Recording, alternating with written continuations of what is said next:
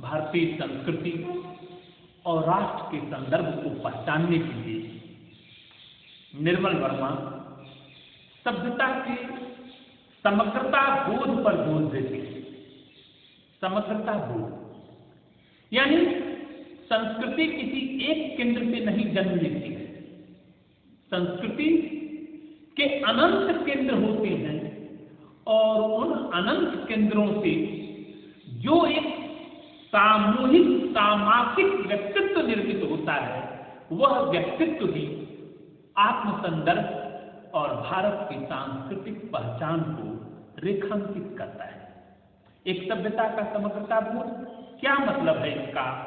मेरा अभिप्राय अर्थों के उस तंतुजाल, उस टेक्सचर से है जहां सब धागे एक समूचे जीवन की अर्थव्यवस्था के पैटर्न बनते हैं। एक का अर्थ दूसरे में खुलता है, दूसरे का अर्थ तीसरे में जुड़ा है। अर्थों की अन्योन्याश्रित व्यवस्था जिसमें भीतर और बाहर का संबंध, मनुष्य की एकीकृत आत्म छवि और बाहरी जगत की विविध अनंत छवियां एक ही सूत्र में अंतर्ग्रथित है।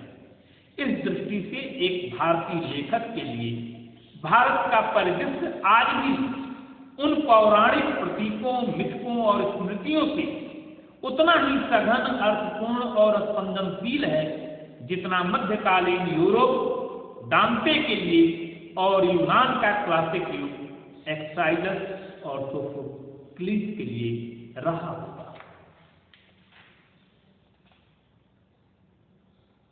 पर पश्चिम की तरह, यूनानी सभ्यता की तरह, यूरोप की सभ्यता की तरह भारत की संस्कृति और सभ्यता का संदर्भ वही नहीं है जो पश्चिम कहता है, या पश्चिम जितना सत्य कहता है, या पश्चिम के उधार लिए हुए शब्दों से भारत की सांस्कृतिक सत्ता को निरूपित और अभिव्यक्त नहीं किया जा सकता।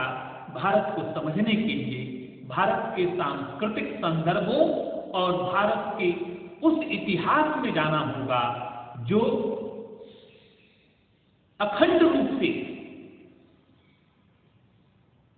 3000 सालों तक, और पीछे जाएं तो 5000 सालों तक, और पीछे चले जाएं तो चलते चले जाएं।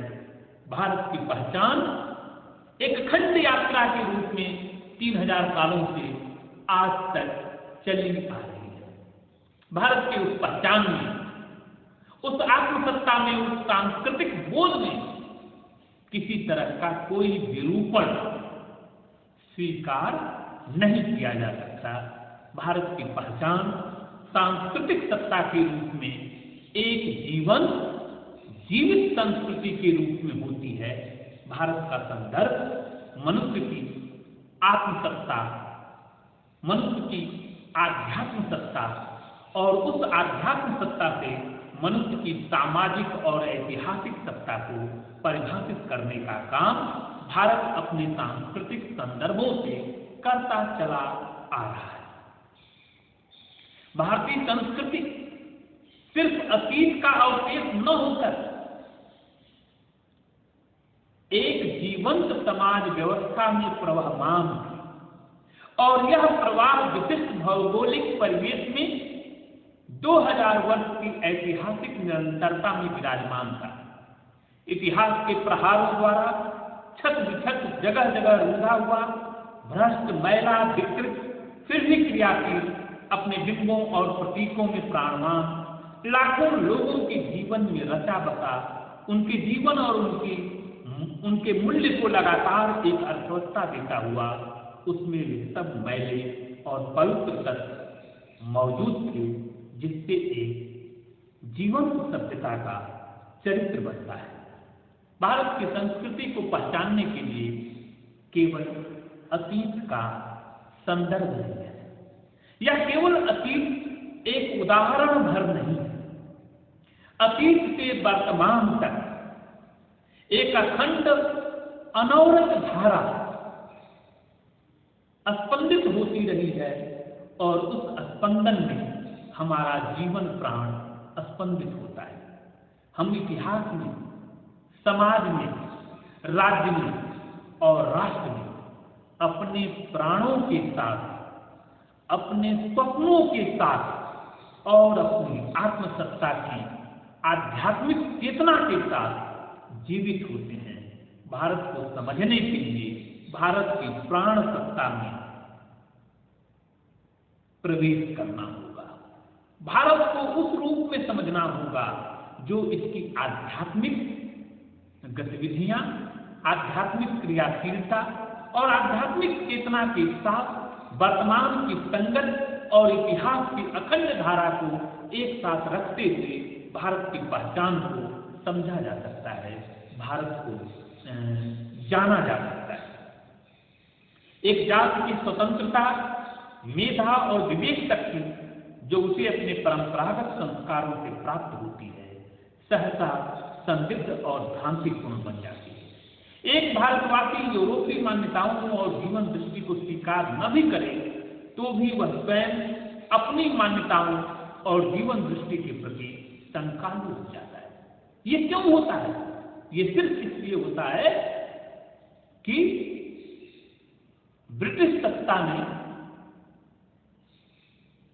हमारे मानसिक तंत्र पर, हमारे मस्तिष्क पर इस तरह से कब्जा कर लिया कि जो कुछ यूरोप में है वही मूल्यवान है, पर ऐसा है नहीं। यूरोप हो सकता है अपने संदर्भों से मूल्यवान हो, पर भारत अपनी संस्कृति, अपने सांस्कृतिक परिवेश और अपने संदर्भों से एक वैकल्पिक संरचना को पूरी दुनिया के सामने प्रस्तुत करती है। भारत को जानने समझने के लिए भारत के गांव, भारत के लोग और भारत के लोक समाजों में अंतर्निहित बिंबों, प्रतीकों और मिथकों को देखना चाहिए। जब हम भारत के इतिहास और मिथक को देखते समझते हैं तो भारत की राष्ट्रीयता, भारत के सांस्कृतिक संदर्भ और भारत की एकात्मक सत्ता को भी पहचानने की कोशिश करते हैं। और यहाँ हमें सिखाने के लिए यूरोप नहीं है, यूरोप से कहीं बहुत ज्यादा आगे भारत अपने सांस्कृतिक संदर्भों से पहचाना और जाना जाता है।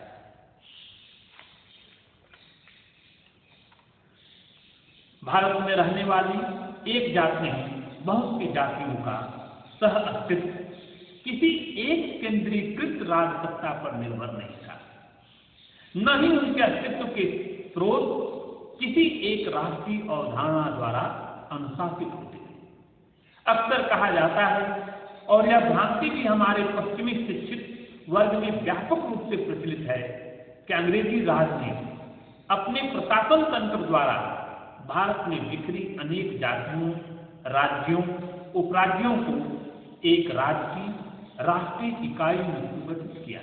क्या यह विदेशी सत्ता का चमत्कार था, अथवा जिसे अंग्रेज शासक जातियों का बिखराव मानते थे वह अपने में एक भ्रम था, क्योंकि वे इस तथाकथित बिखराव के पीछे उस संस्कृति के अंतर्निहित स्मृति संकेतों को नहीं देख सकते थे जो भारतीय सभ्यता को उसकी समूची राजनीतिक विसंगतता के बावजूद एक सूत्रता प्रदान करते थे। एक पराये अजनबी को किसी शहर के वासी हमेशा एक भीड़ दिखाई देते हैं। उस भीड़ की लय और अंतरधारा का रहस्य सिर्फ उस नगर का वासी ही जानता है। अंग्रेजी शासक एक ऐसी सभ्यता से आए थे जो यूरोप की राष्ट्रीय सीमाओं में भी विभाजित हो सकती थी। भारत में विभाजन नहीं है, भारत अखंड सत्ता का प्रयोग करता है, सांस्कृतिक रूप से एकात्मक सत्ता का प्रयोग करता है, अपनी राज्य पहचानों को छोटी नहीं करता, वह उसकी राष्ट्रीय पहचान से राज्य की पहचानें जुड़ जाती है।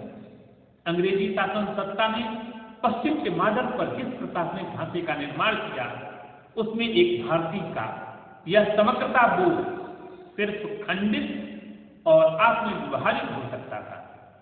सभ्यता के जिस समग्र बोध में जहां कभी सब मत और संप्रदाय और धर्म समाहित होते थे, विदेशी शासन के सेकुलर और केंद्रित राज व्यवस्था के भीतर वे एक दूसरे से अलग हो गए। अंग्रेजों ने इस आत्मविभाजन की प्रक्रिया को जानबूझकर प्रोत्साहित किया या अनजाने में, यह प्रश्न अप्रासंगिक है। सच्चाई यह है कि उनकी शासन व्यवस्था ने भारत की समूची सभ्यता के संतुजाल को अलग अलग भागों में बिखेर दिया। भारत को हम तभी जान पाएंगे जब इस अलग अलग जाल को एक धागे में पिरोएं। भारत में एकता स्थापित नहीं की, बल्कि उस समाज की उस अदृश्य एकता को खंडित किया जो उनके आक्रमण से पूर्व भारतीय सभ्यता में पहले से मौजूद थी। भारत पहले से ही एक था। भारत को एक बनाने का काम अंग्रेजों ने नहीं किया, बल्कि भारत अपनी पहचान में, अपनी दृष्टि में, अपने सभ्यता बोध में, अपने समग्र बोध में शुरू से एक था। स्वतंत्रता की भावना, अंग्रेजी शासन से मुक्ति पाने का स्वप्न, एक अखंडित राष्ट्रीय अस्मिता को पाने की आकांक्षा, इन समस्त अनुभूतियों ने भारतीय मानव को 20वीं सदी के आरंभ में आलोकित किया था। समय के साथ ये समस्त आकांक्षाएं एक विराट राष्ट्रीय आंदोलन में मुखरित हुई। स्वतंत्र भारत का भविष्य किन आदर्शों और मर्यादाओं द्वारा निर्धारित किया जाएगा, यहां हम अपने को एक अजीब उलझी हुई स्थिति में पाते हैं।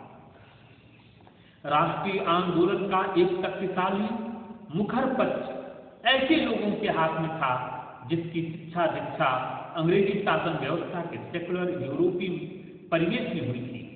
आज जिसे हम बंगाल का नवोत्थान आंदोलन कहते हैं, उसका मुख्य प्रेरणा स्रोत यूरोप की ऐतिहासिक चेतना थी, जहां पुराने अतीत का गौरव भले ही वेदों में निहित रहा हो, किंतु भविष्य का आदर्श यूरोप की वे मान्यताएं और मर्यादाएं थी जिनके आधार पर स्वतंत्र व्यक्ति स्वायत्त राष्ट्रीय सत्ता और सेकुलर केंद्रीकृत शासन तंत्र के आदर्श एक दूसरे के साथ जुड़े थे। भविष्य का आदर्श कहीं सुदूर यूरोप में था, भारत का आदर्श कहीं सुदूर अतीत में। एक साथ यूरोप और उपासक अतीतोन्मुख, बीच में पश्चिम की इतिहास चेतना थी जो दिनों दिन को एक जीवंत सभ्यता बोध से जोड़ने के बजाय अलग अलग कालखंडों में विभाजित करती थी। राष्ट्रीय आंदोलन का 2 ध्रुवों पर आत्म विभाजन एक ऐसी दुर्भाग्यपूर्ण घटना थी जिसके परिणाम हम आज भी भुगत रहे हैं। एक ध्रुव पर पश्चिम शिक्षित यूरोपीय चेतना में रंगा हुआ एलीट वर्ग था जो अपनी जाति परंपरा की मौखिक दुहाई देता था, किंतु जिसका आदर्श एक ऐसी राष्ट्रीय केंद्रीकृत सेकुलर राज्य सत्ता को स्थापित करना था जिसका मॉडल यूरोप के स्वायत्त राजतंत्र में था।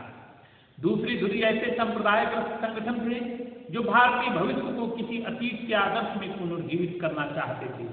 मुगल राज या हिंदू राष्ट्र की स्मृतियों पर आधारित एक के लिए जाति और राष्ट्रीयता का बोध देश की सीमाओं में आबद्ध एक केंद्रीय धर्मनिरपेक्ष राज सत्ता में समाहित होता था, और दूसरे के लिए धर्म या संप्रदाय के अतीतोन्मुख धारा में अनुदित न किया जाए। एक के लिए भारत का अतीत, दूसरे के लिए यूरोप का भविष्य भी सरोवर था। इन दोनों के बीच भारतीय संस्कृति का परंपरा बोध ही जो अतीत को प्रासंगिक बनाता है और भविष्य को अर्थपूर्ण दिशा देता है, धीरे धीरे लुप्त होता गया। 20वीं शताब्दी के मध्य चरण में देश की इस अंतर्निहित मनोस्थिति की यूरोपीय धारा का प्रतिनिधित्व यदि नेहरू करते थे तो उनके अतीतोन्मुख पक्ष के समर्थक जिन्ना और सावरकर।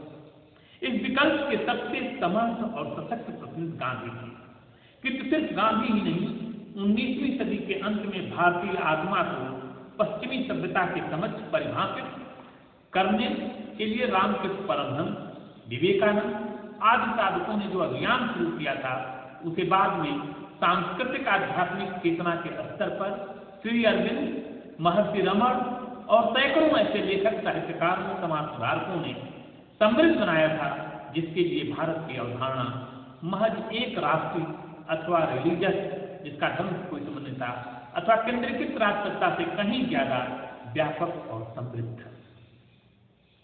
हर देश की धरती एक सभ्यता का घर होती है। यदि घर के कुछ कमरे, कुछ आंगन टूट ढह जाते हैं तो उनमें आवास करते हुए पूर्वजों की स्मृतियां हमेशा के लिए नष्ट हो जाती हैं। इसलिए देश की भौगोलिक अखंडता सनातन काल से एक सभ्यता के स्मृति संकेतों से जुड़ी हुई, और सभ्यता के इन्हीं स्मृति संकेतों को केंद्र में रखकर भारत अपनी सभ्यता और संस्कृति बोध को जीवित रखे हुए। भारत का सांस्कृतिक बोध उसके इतिहास, उसके लोग, उसके सामाजिक जीवनचर्या और संस्कृति की उस आत्मसत्ता से है जो भारतीय मन अपने समग्र जीवन अनुभूतियों में सजोए और संयोजित किए हुए है। भारत इन्हीं अर्थों में पश्चिम से मूल्यवान वरेण्य है कि वह अहम केंद्रित सभ्यता को, अहम केंद्रित संस्कृति को अपना उदाहरण नहीं बनाता, बल्कि भारत की सत्ता सामाजिक और समग्रता बोध में जीवन जीने की उन अनुभूतियों के साथ जुड़ा हुआ है जिसमें इतिहास है, लोक है, समाज है, और अपनी अखंड परंपरा को अपने स्वप्न में, अपने जीवन के स्पंदनों में जीवंत रखते हुए भारत राज्य के रूप में अपनी सांस्कृतिक और आध्यात्मिक पहचान को अपनी केंद्रीय पहचान के रूप में अभिव्यक्त करता है। और यही भारतीयपन उसे इतिहास से वर्तमान और भविष्य को संदर्भित और संकेतित करने का एक मूल्य, एक माध्यम बनता है। इस तरह से निर्मल वर्मा के निबंध भारतीय समाज, भारतीय राष्ट्र और भारत की जाति पहचान को पश्चिम की उस पहचान से अलग करते हैं जिसमें पश्चिम अलग अलग एकीकृत छोटे छोटे समूहों की जगह पूर्व की संस्कृति में, भारत की संस्कृति में सामूहिक चेतना का, भारतीय राज्य और राष्ट्र की अवधारणा का एक सामाजिक विकल्प है जो पश्चिम से वरेण्य है और मूल्यवान है।